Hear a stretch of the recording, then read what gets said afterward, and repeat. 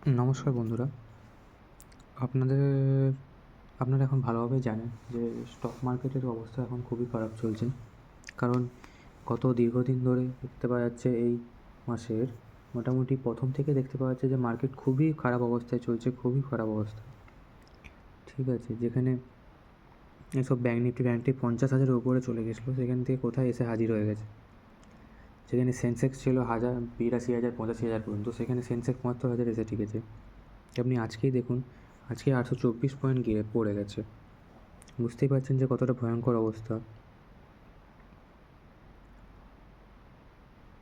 তো ঠিক আছে, যারা অপশানের জন্য যারা স্পেশালিস্ট, তাদের জন্য মার্কেটে আপ ডাউন করাটা কোনো ব্যাপার না, ওরা ঠিক টাকা করে নিয়ে বেরিয়ে চলে যাবে। বাট যারা স্টকের জন্য ওয়েট করে থাকে তাদের জন্য একটু সমস্যার ব্যাপার, কারণ এই সময় পোর্টফোলিও শুধু লাল আর লাল হবে, অন্য কিচ্ছু হবে না। তবে ভয় পাওয়ার কিছু নেই। অবশ্যই মার্কেট যখন পড়েছে মার্কেট থেকে উঠে দাঁড়াবে, আর অবশ্যই লাল হয়েছে মানে অবশ্যই সেটা সবুজও হবে। তো টেনশন নেওয়ার কিছু নেই।